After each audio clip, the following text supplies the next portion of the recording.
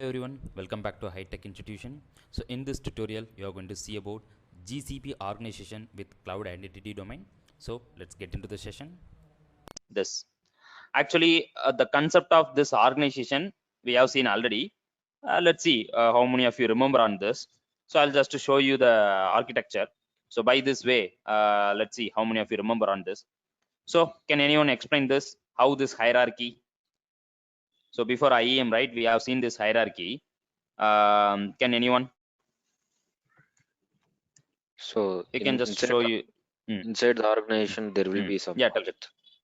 Later we in that Very projects good. we have resources. That like means different kinds of resources Okay. will be using. So in the inside the project we can create multiple folders. Very good. Very good. Very good. Sorry, could you please repeat? Inside the project only we can create multiple folder, or how it No, is? in a folder we can create multiple projects.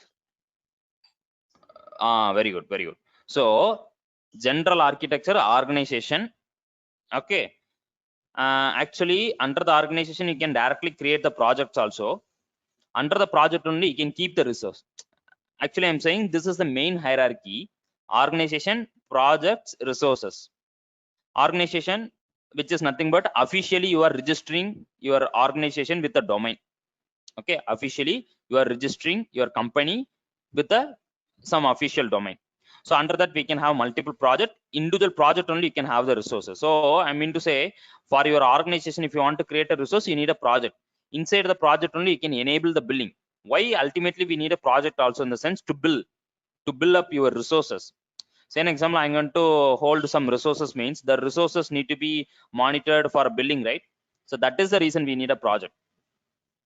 So in the project we'll attach our payment. I will attach our payment detail. So now to categorize this project, right, we can go for a folders. So folders are optional. Okay, but in real time folders definitely we need for identifying the your resources. So I can say without folder also you have a possibility to create the project, but still if you have a folder, right, it is easy to organize. So why we require folders? In the sense it is easy to organize. You can see company, so which is organization, we can say under that we have a department X, department Y, or under the organization we will have many projects, right? I can say like we'll have many subsidiaries. Okay, let's take this as a HCL company is HCL or TCS. Under the TCS or we can select Tata. Okay, we have many subsidiaries. The same way in HCL also we have many subsidiaries. So according to that subsidiary you can create one folder. Under that each folder also you can have subfolder. So that is what here given as example, like department X, department Y. Under the department Y we have team A, team B. So ultimately what I'm trying to convey here, you can have a folders and subfolders, friends. You can have folders and subfolders. That is for you are identifying the for you to identify the resources. For you, in the sense organization perspective, in the organization perspective they can have some hierarchy. That's it. So organization, under that folders, subfolders, then projects. Under the projects, you can keep the resources. Okay, you can keep the resources. So that is what in this example, like department Y, under the team A, team B. Under team B, we have product 1, product 2. Under product 1, we can have a 3 projects: dev, test, production.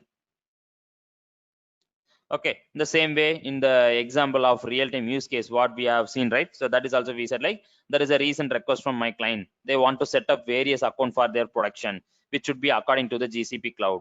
It should be divided as a GCP cloud project such as prod, sandbox, dev, UAT. The same way here it is saying like dev, test, production. Okay, so the hierarchy is very simple. As I said, I'm repeating: first level organization, then folders, subfolders, project. Under the project you can keep your resources.